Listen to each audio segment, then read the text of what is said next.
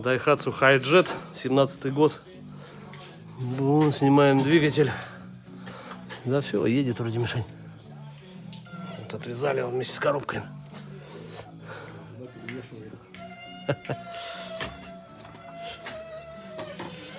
Ну все. Подожди, подержи.